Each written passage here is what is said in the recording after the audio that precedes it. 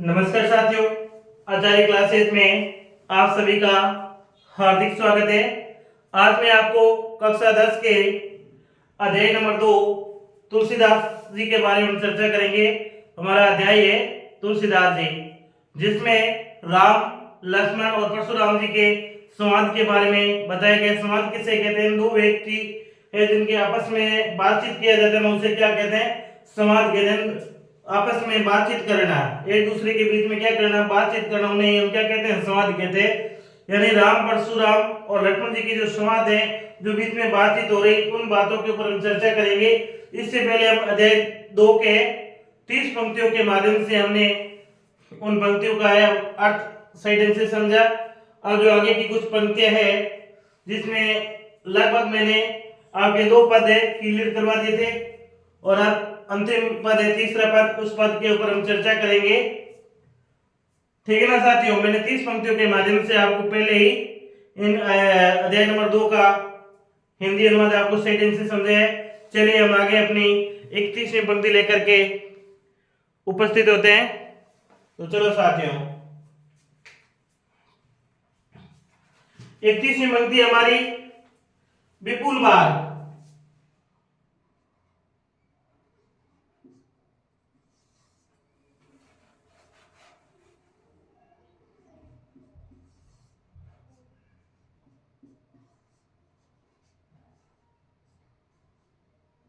विपुल बार,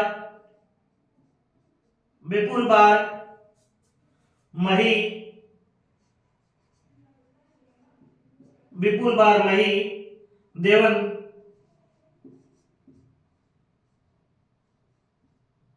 मही देवन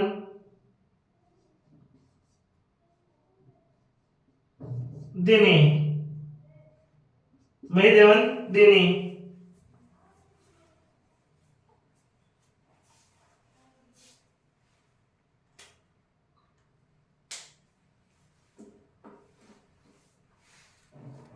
यानी हम इसमें परशुराम जी लक्ष्मण को कहते हैं विपुल यानी अनेक, बार यानी बार, दिन यानी दिए, मई देवन यानी भूमि को जीतकर दान में देना, मई देवन यानी भूमि को जीतकर दान में देना। यानी लक्ष्मण जी परशुराम जी लक्ष्मण जी से कहते हैं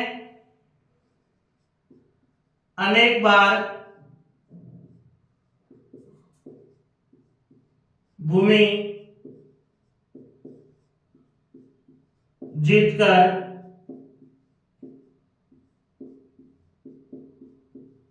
ब्राह्मणों को दान में दी है। ये बात कौन कह रहे हैं? ये बात है परशुराम जी कह रहे हैं, जो लक्ष्मण के बोलने के ऊपर वापस उत्तर दिया जा रहा है कि भाई मैंने अनेक बार है ना ब्राह्मणों को है भूमि जीत कर क्या दिए? दान में दिए। ठीक है, तो आगे हमारी 32वीं पंक्ति है, वो देखिए। सही भुजा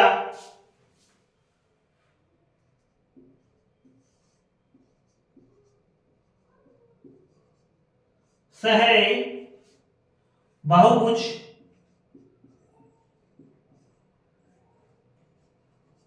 बाहु सहे बाहुभुज छेद नियारा, छेद निहारा।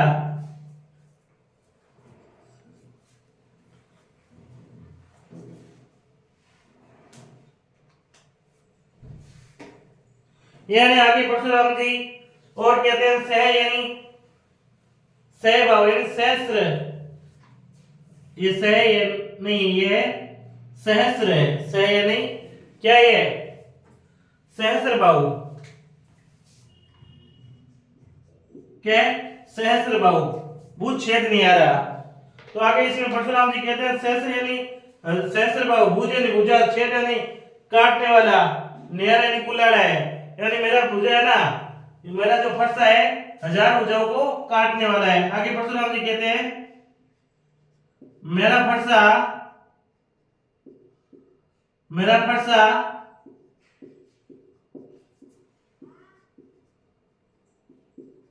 सहस्र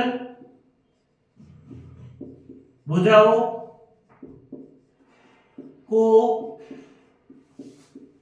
काटने वाला है। क्या है? सहस्र भुजाओं को काटने वाला क्या है? मेरा फरसा।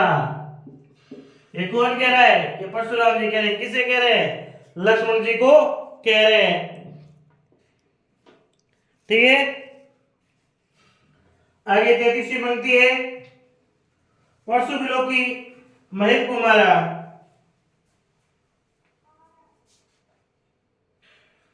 तैतीसवीं पंक्ति है, परशु यानी फरसे, बिलोको यानी परशु बिलोकू, बिलोकू महिप कुमार, महिप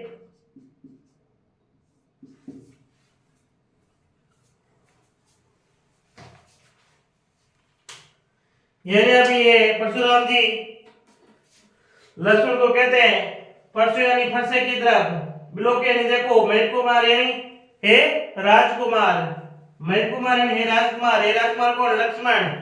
बिलोक यानी देखो, परशु यानी फरसे की तरफ। तो परशुराम जी लक्ष्मण को कहते हैं मेरे, कहते हैं कि हे राजकुमार,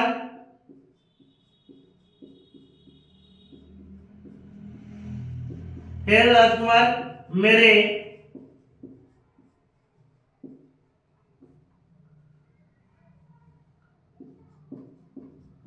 फरसे की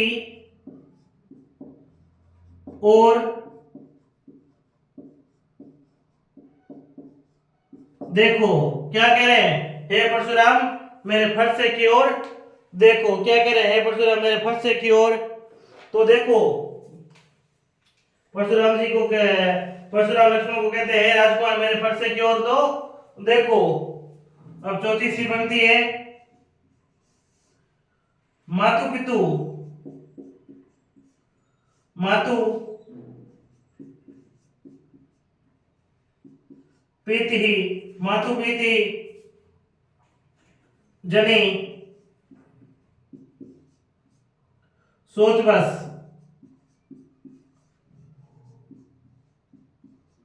सोच बस करसी, करसी महेश किशोर,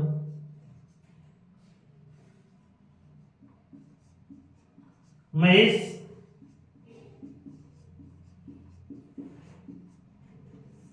किशोर।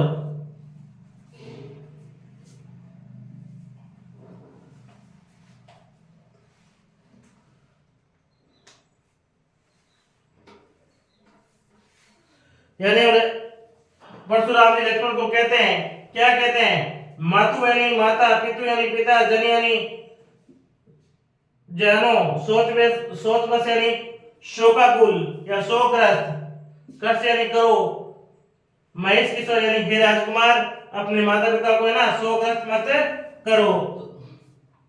परशुराम जी लक्ष्मण को कहते हैं हे राजकुमार अपने माता पिता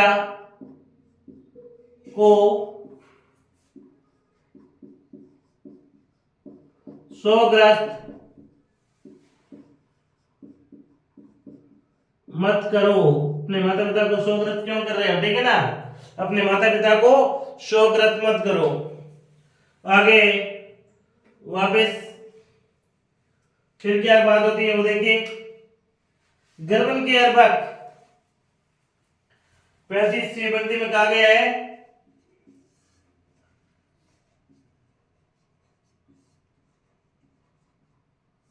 गर्वन के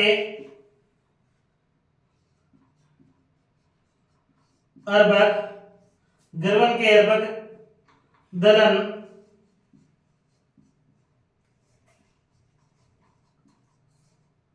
परशु मोर अति घोरा, मोर अति घोरा।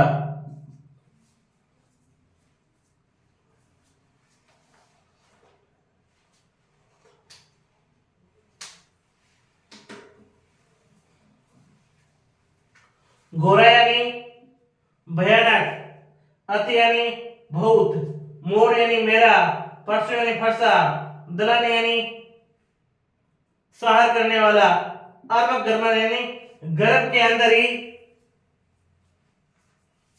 शुक्राणु के गर्भ के अंदर ही, दलन यानी समाप्त करने वाला, गर्भन के यानी गर्भ के अंदर, अर्भक दलन यानी शुक्राणु के, परसों यानी फरसा, मोर यानी मेरा, अति यानी बहुत, घोरा यानी भयानक। तो आगे परशुराम जी कहते हैं शुक्राणुओं के गर्भ के अंदर ही, शुक्राणु की क्या, शुक्राणु के गर्भ के अंदर ही नहीं, वज्रपात करने के लिए, शुक्राणु के गर्भ के अंदर ही वज्रपात करना, शुक्राणु के गर्भ के अंदर ही वज्रपात करना, या शुक्राणु के गर्भ के अंदर ही दलन यानी बच्चों को मार डालना, शुक्राणु के गर्भ के अंदर शिशुओं को मार डालने वाला मेरा फरसा, मेरा फरसा अत्यधिक भयानक है। यानी अभी डराने की कोशिश की जा रही लक्ष्मण को परशुराम जी के द्वारा, गर्भ यानी गर्भ के अंदर, अर्भक यानी शुक्राणु के, दलन यानी शत्रुओं को, परशु यानी फरसा, मोर यानी मेरा, अति यानी बहुत, घोरा यानी भयानक। यानी परशुराम जी के द्वारा लक्ष्मण को कहा जाता है कि मेरे फरसे की ओर देखो, मेरा फरसा वो फरसा है जो शुक्राणु के गर्भ के अंदर इन शिशुओं को मार देने वाला खतरनाक और भयानक फरसा है। ठीक है, तो आप लिखिए, फिर हम आगे बढ़ते हैं।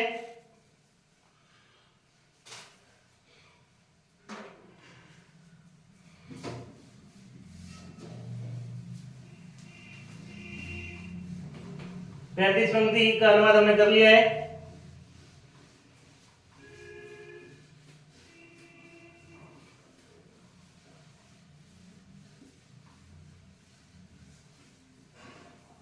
चलिए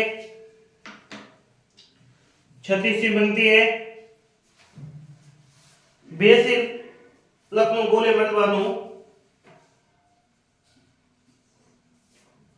82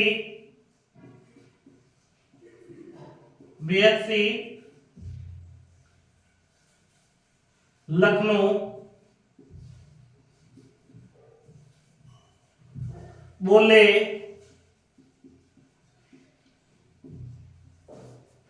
मधुबानु, मधुबानी, मधुबानी। परशुराम जी क्या कहते हैं, परशुराम जी की वाणी को सुनकर, व्यस यानी वाणी यानी वाणी, मृदु यानी कोमल, बोले यानी बोलते हैं, लक्ष्मण यानी लक्ष्मण, व्यस यानी वाणी को, यानी परशुराम जी को, परशुराम की, परशुराम को सुनकर, परशुराम को सुनकर लक्ष्मण कोमल वाणी में बोलते हैं, कोमल वाणी में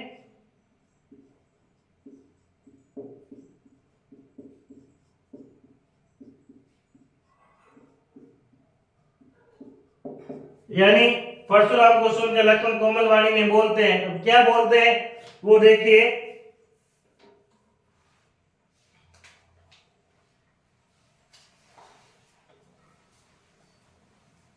37वीं पंक्ति हमारी,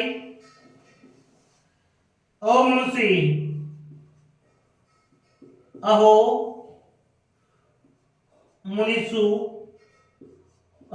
मुनिषु, अहो मुनिषु, महाभटमानी, महाभटमानी, महाभटमानी, अमनुष्य, महाभटमानी, महाभटमानी, अमनुष्य, महाभटमानी। यानी अब आगे लक्ष्मण परशुराम जी को क्या कहते हैं? अहो यानी अरे, मुनि यानी मुनि, महावट यानी महान या श्रेष्ठ, मान यानी मानते हो। यानी लक्ष्मण जी परशुराम जी को कहते हैं अरे मुनिवर, मुनिवर महावट मानी, अरे मुनिवर आप अपने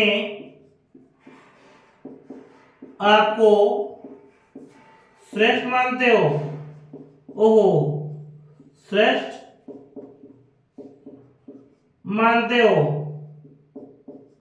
यानी लक्ष्मण परशुराम जी को कहते आओ ओ यानी अरे मुनि मुनि, महावट माने यानी श्रेष्ठ मानना, महावट यानी श्रेष्ठ, मान यानी मानते हो।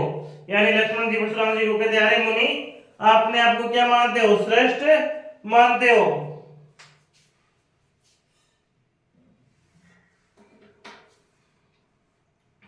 ठीक है ना?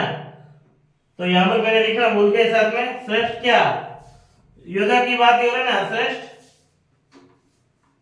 योद्धा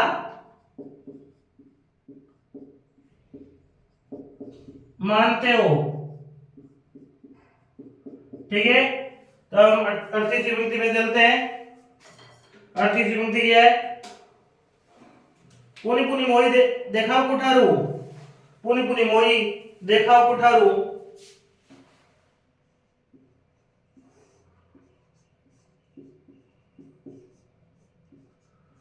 पुनि पुनि मोही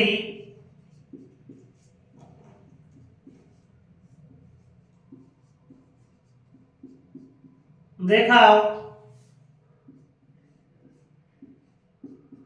कुठारू, देखाओ। यदि आगे परशुराम जी को लक्ष्मण क्या कहते हैं वो ध्यान से देखिए। यानी लक्ष्मण परशुराम जी क्या कहते हैं? पुनि पुनि यानी बार बार, मोह यानी मुझे, दिखा यानी दिखाते, कुठार यानी कुलाड़े, कुठारू यानी कुलाड़ा, दिखा यानी दिखाना, मोह यानी मुझे, पुनि पुनि यानी बार बार। तो लक्ष्मण परशुराम को कहते हैं इसलिए आप मुझे बार बार कुलाड़ा दिखा रहे हो,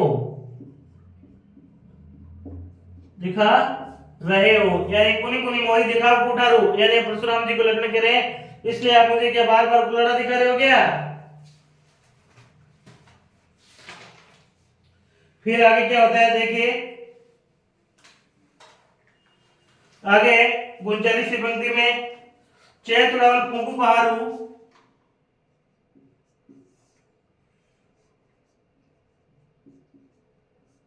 चैतुड़ावन, चैतुड़ावन फूंकी पहारू, फूंकी पहारू। यानी आगे लक्ष्मण परशुराम जी को कहते हैं क्या कहते हैं? चैत यानी चाहते हो, उड़ान यानी उड़ाना, फूंक यानी फूंक से, पहाड़ू यानी पहाड़। यानी कहना चाहते हैं कि मानो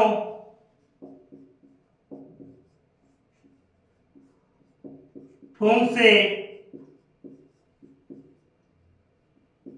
पहाड़ उड़ा देना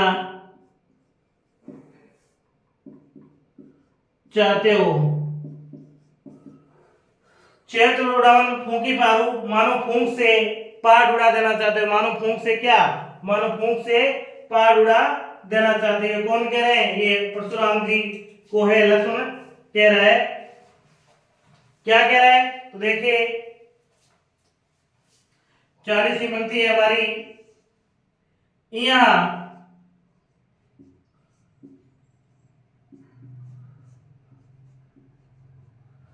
कुमड़बत्तियां, यह कुमड़बत्तियां,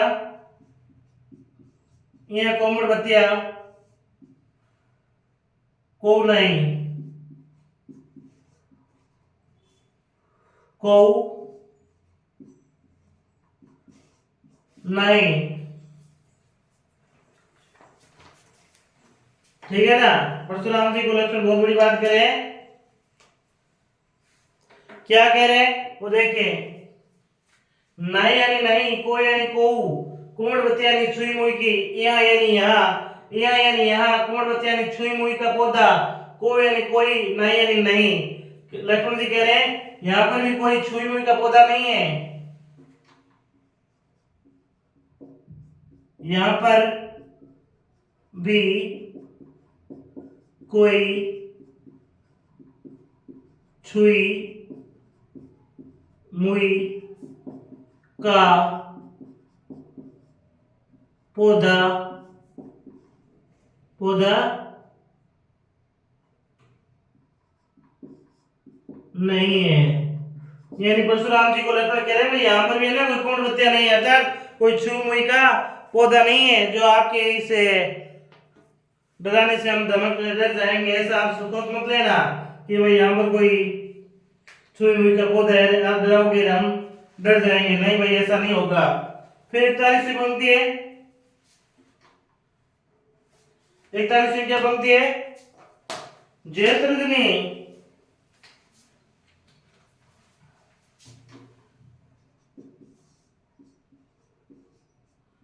जयत्रजनी जयत्रजनी देखी मर जाए, देखी मरी जाए, मरी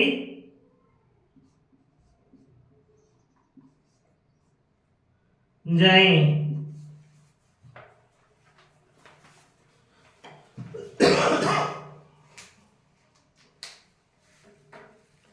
यानी अब आगे वापिस क्या कहते हैं, जय यानी जय, तर्जनी यानी अंगुली, देखे यानी देखकर, मर यानी मर, और जय यानी जाएंगे। यानी जय यानी जो, तर्जनी यानी तर्जनी यानी अंगुली, देख यानी देखकर, मर यानी मर, जय यानी जाएंगे। जो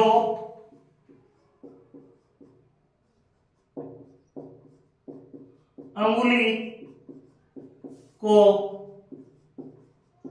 देखकर मर जाएंगे। यानी लक्ष्मण जी कह रहे हैं मैं कोई सुई मुई का पौधा नहीं हूं, जे तर्जनी देखी मर जाएगी, जो आपकी अंगुली को देखकर मैं मर जाऊंगा, ऐसा नहीं हो सकता। यहाँ कुमड़िया बत्तियां कोई नहीं, यानी हम कोई छुई मुई का पौधा नहीं है भैया। लक्ष्मण कह रहे हैं मैं कोई छुई मुई का पौधा नहीं हूँ, क्या नहीं हूँ, मैं कोई कुमड़ बत्तियां नहीं हूँ, मैं कोई छुई मुई का पौधा नहीं। ते तर्जनी देखी मर जाएगी, जो आपकी इस तर्जनी अंगुली का, आप मुझे क्या कह रहे हो, तर्जनी अंगुली दिखा रहे हो, क्या दिखा रहे हो, तर्जनी अंगुली दिखा रहे हो, और आप सोच रहे मैं मर जाऊंगा, ऐसा नहीं होगा, ऐसा नहीं होगा। ऐसा क्या नहीं होगा कि आप मुझे देखोगे मैं आपकी अंगुली देख के डर जाऊंगा, ऐसा हो सकता है क्या, नहीं ऐसा नहीं हो सकता। कौन कह रहा है, ये लक्ष्मण जी कह रहे हैं। किसे कह रहे हैं, परशुराम जी को कह रहे हैं।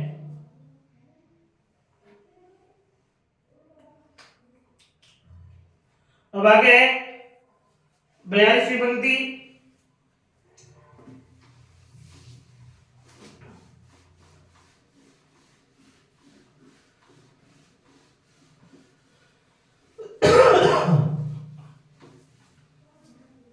बयालीसवीं पंक्ति हमारी, देखी कुटारू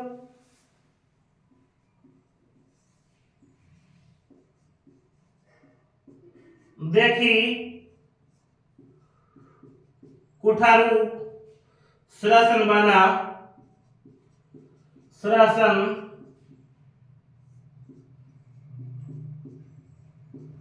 बाना मैं कछु कहा सहित विमाना मैं कछु कहा मैं कछु कहा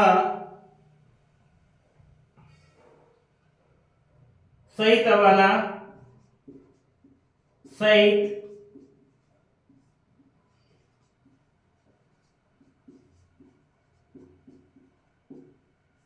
अभिमाना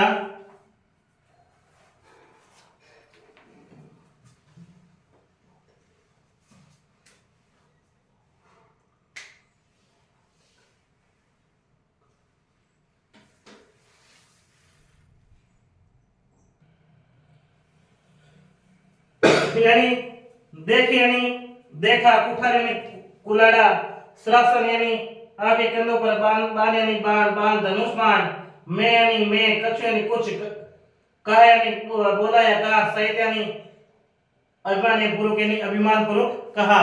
तो इसमें अब लक्ष्मण जी कहते हैं, क्या कहते हैं, मैंने आपके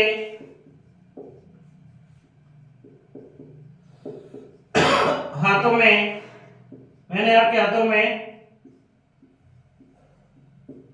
कुलाड़ा, मैंने आपके हाथों में कुलाड़ा, मैंने आपके हाथों में कुलाड़ा वे कंधों में, कंधों पर बाण देखकर, कंधों में बाण देखकर ही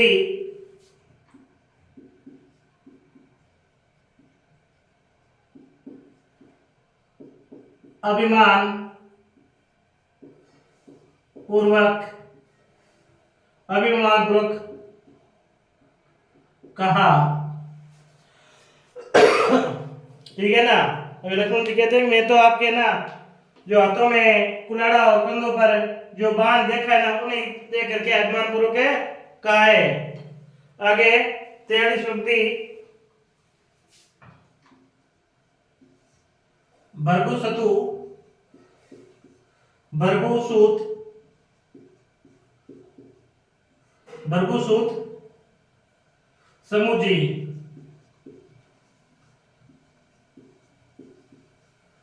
भर्गुसूत समुजी जनेऊ, जनेऊ बिलोकी,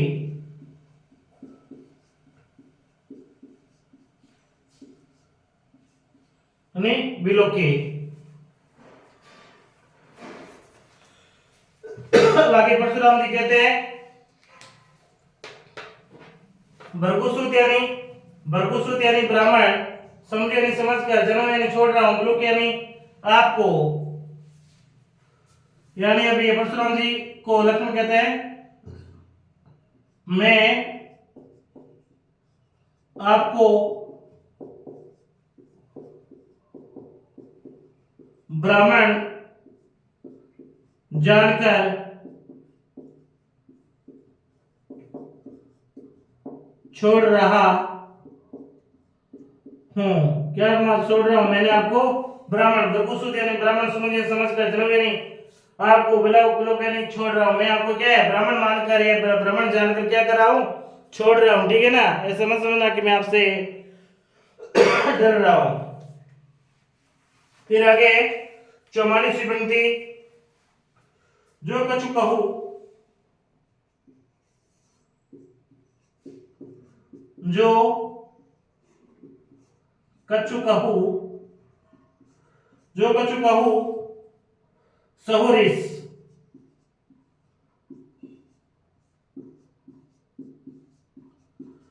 सहुरिस रोकी।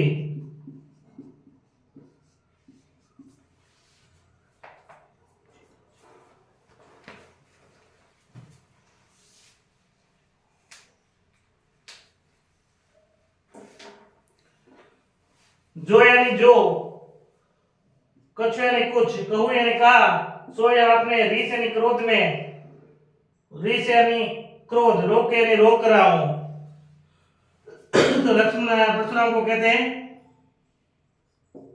जो भी आपने सही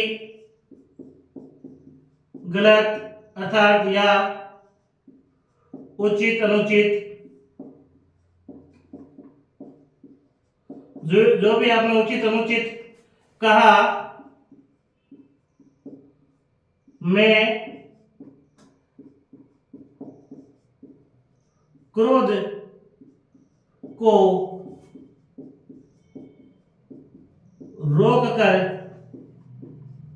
सुन रहा हूं। ठीक है ना। अभी लक्ष्मण वापिस कह रहा है जो भी आपने सही गलत कहा ना मैं तो केवल क्रोध को रोक कर ही ना सुन रहा हूं। जो कुछ कहो सहो रीस रोकी, यानी जो भी आप सही गलत या उचित अनुचित कह रहे हो मैं तो केवल क्रोध रोक कर ना आपको बात सुन रहा हूं।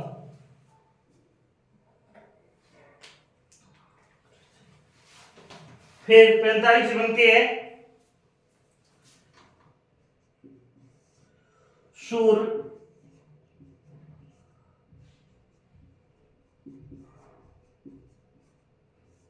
मैसूर हरिजन अरुगाई। अरुगाई हमारे कुल इन पर न सुराई। हमारे कुल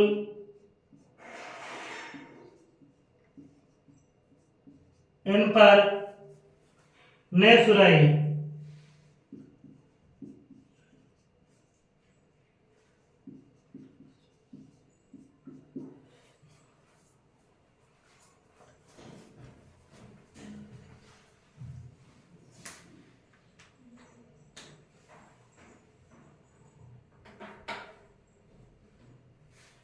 यानी अब लक्ष्मण जी परशुराम को कहते हैं सूर्य यानी देवता, मैसूर यानी ब्राह्मण, हरिजन यानी भक्तजन, अरुगाई यानी गाय, हमारे ने हमारे कुल यानी परिवार में, इन यानी इन पर, ने नहीं, वीरता यानी वीरता दिखाते। ठीक है ना।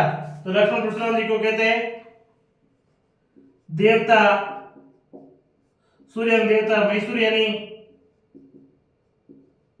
ब्राह्मण, हरिजन यानी भक्तजन,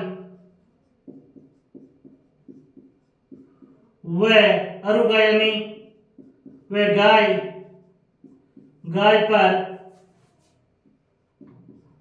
हमारे कुल में, इन पर वीरता, वीरता, इन पर वीरता नहीं दिखाते हैं।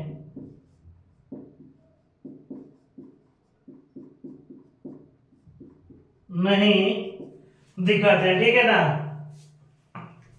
आगे 46 की बनती है बंधु बापू अपिकृतो हरे।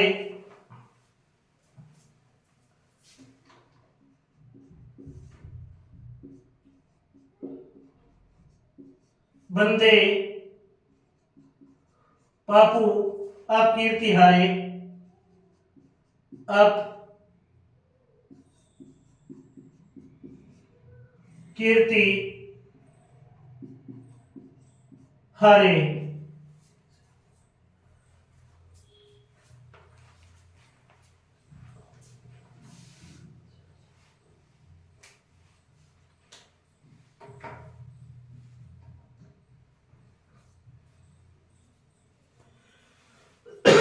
बंद, बद यानी हत्या, बद यानी हत्या या वध, पाप यानी पाप लगेगा, अपकीर्ति हारे। और यदि मैं आपसे हार जाऊंगा, अपकीर्ति यानी अपयश, हारे ने हारना। तो लक्ष्मण जी कहते हैं यदि मेरे हाथों से आपका वध यानी वध और पाप यानी पा वध हो जाएगा तो मुझे पाप लगेगा वे हारे यानी हार जाऊंगा तो अब के यानी अपयश मिलेगा वे यदि हार गया तो अपयश मिलेगा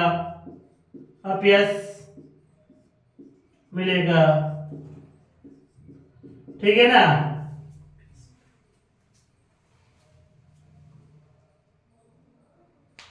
अब आगे परशुराम जी और लक्ष्मण के बीच में क्या संवाद होता है वो सुनिए।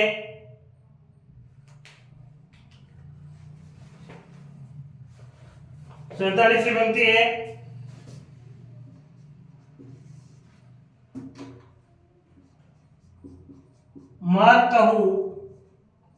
मारतहु पा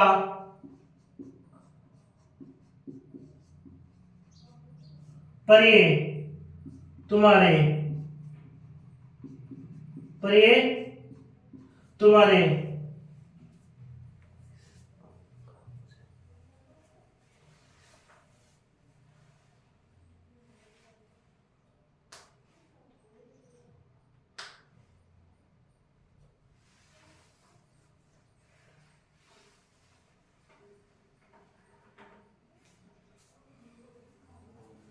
मारतहु यानी मार दोगे पा यानी तो पर यानी पड़ेगा तुम्हारे यानी तुम्हारी पैरों में पड़ना पड़ेगा पा यानी पैरों में पर यानी गिरना तुम्हारे यानी तुम्हारे मार तो यानी मार दोगे पा यानी पैरों में पर यानी गिरना तुम्हारे यानी तुम्हारे। तो फिर लक्ष्मण जी कहते हैं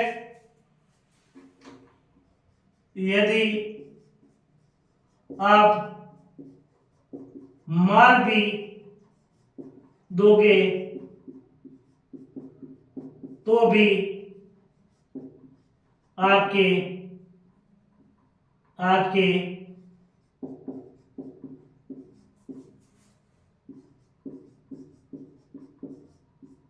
पैरों में ही गिरना पड़ेगा ठीक है ना। तो ये कह रहा है कि मैं आप लोगों के सामने ब्राह्मण है तो ब्राह्मण के सामने ना हाथ उठा नहीं सकता और हाथ उठाऊंगा तो हमारा क्या लिखेगा अपयश लगेगा इसलिए आप मुझे मार भी दोगे ना तो आपके पैरों में ही गिरना पड़ेगा मुझे। तो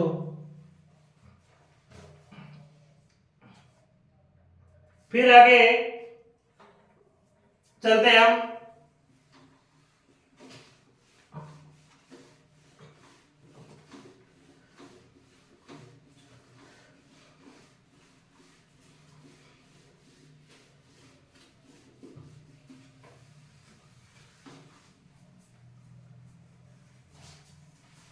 फिर हमारी 48वीं पंक्ति है कोटि कुलिस संवत्सरों तुम्हारा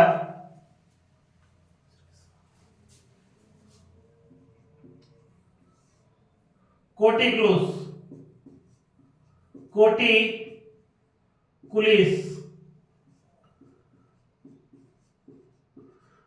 कुलिस शम वचनों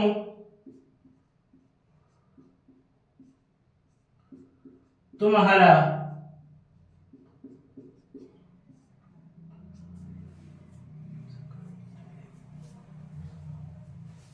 तो आगे लक्ष्मण कहते हैं क्या कहते हैं तो सुनिए कोटि यानी करोड़ कुलिस यानी पुलिस सम यानी समान वचन यानी वचन तुम्हारा कोटि यानी करोड़ कुलिस यानी कठोर सम यानी सम वचन यानी वचन तुम्हारा। तो ये परशुराम जी लक्ष्मण कहते हैं तुम्हारे वचन करोड़ों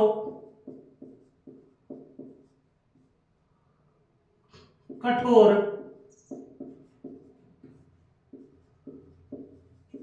पत्थर के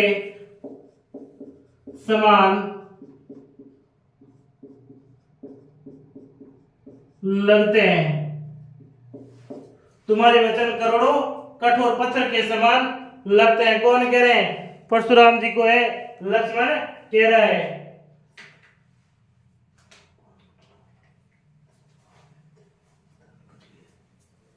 फिर 49वीं पंक्ति में कहते हैं,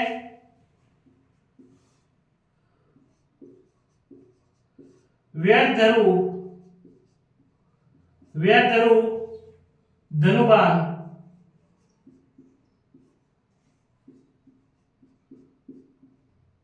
धनुबान कुठारा।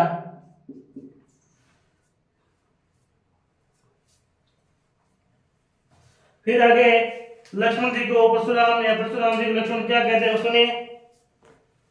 परशुराम को लक्ष्मण कहते हैं व्यर्थ यानी व्यर्थ, धनु यानी धर लिया, धनु यानी धनुष, बाण यानी बाण, कुठार यानी आपने। तो अब ये व्यर्थ यानी व्यर्थ, ध्रुव यानी धर लिया, धनु यानी धनुष, बाण यानी बाण, कुठार यानी कुलाड़ा। तो फिर लक्ष्मण कहते हैं आपने तो व्यर्थ में ही धनुष, बाण व कुलाड़ा धारण कर लिया है, धारण कर लिया है। ठीक है। सो विलोक की अनुचित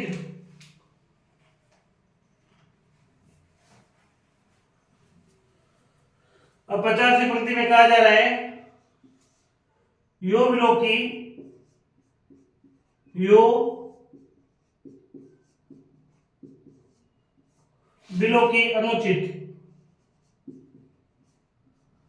अनुचित केहू यानी कहे, केहू,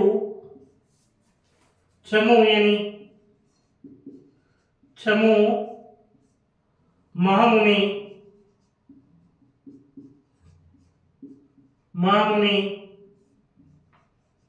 धीर यानी धैर्य।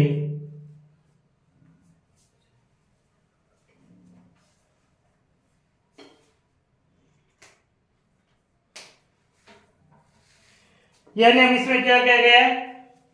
यो विलोकी अनुचित, केव छमु महामुनि धीर। यो विलोकी अनुचित, केव छमु महामुनि धीर। धीर यानी धैर्य, महामुनि यानी महामुनि, छमु यानी क्षमा, केव यानी कह दिया, अनुचित अनुज, विलोकी यानी आपको, यो ने जो। यदि मैंने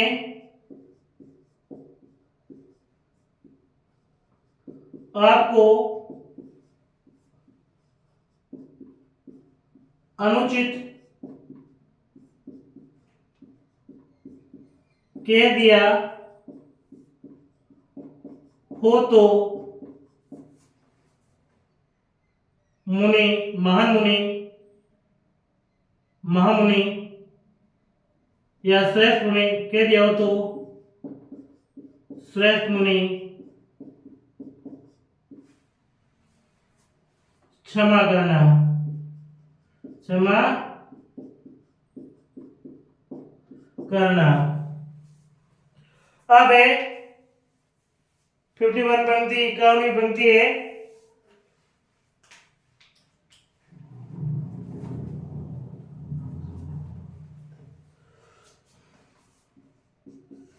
सुनी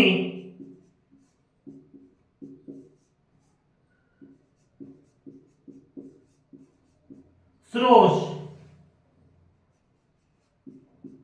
भृगुवंश मुनि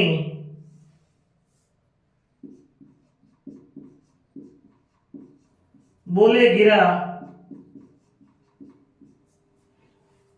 गंभीरा।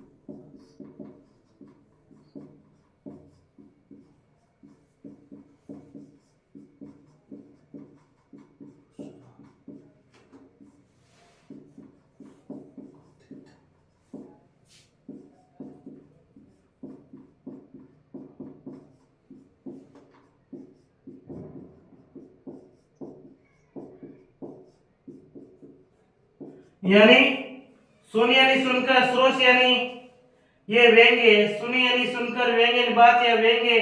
भृगुवंश मुनि यानी भृगुवंश के मुनि कौन? परशुराम जी। बोले यानी बोलते, गिरा यानी भयंकर या गिरा यानी करके, गंभीर यानी भयंकर। लक्ष्मण का ये व्यंग्य है, लक्ष्मण की बात सुनकर है ना परशुराम जी भयंकर या क्रोधित आवाज में बोलते हैं। सुन यानी सुनकर के, श्रोष यानी ये बात या व्यंग्य। भृगुवंश मुनि यानी भृगुवंश के मुनि कौन? परशुराम जी। बोले यानी बोलते हैं, गिरे यानी क्रोधित आवाज में, भयंकर यानी भयंकर या गंभीर। यानी लक्ष्मण का ये व्यंग्य सुनकर, लक्ष्मण की ये बातें सुनकर परशुराम जी भयंकर या क्रोधित आवाज में बोलते हैं। तो साथियों, मैंने इस प्रकार से आपको अध्याय नंबर 2 51 पंक्तियों के अंदर अच्छी तरीके से व्याख्या सहित मैंने आपको समझाया, एक एक पंक्ति का आपको मैंने अर्थ करवाया। और मुझे आशा है कि अब आपको है ना अध्याय 2 में किसी प्रकार की समस्या नहीं आ सकती है। और अगर फिर भी अगर कहीं आपको समस्या आ रही है किसी पंक्ति के अंदर, तो आप कमेंट बॉक्स में लिखिए, मैं देखूंगा। फिर आपको नेक्स्ट वीडियो में वापस आकर के मैं समझाने का प्रयास करूंगा। तब तक के लिए नमस्कार साथियों।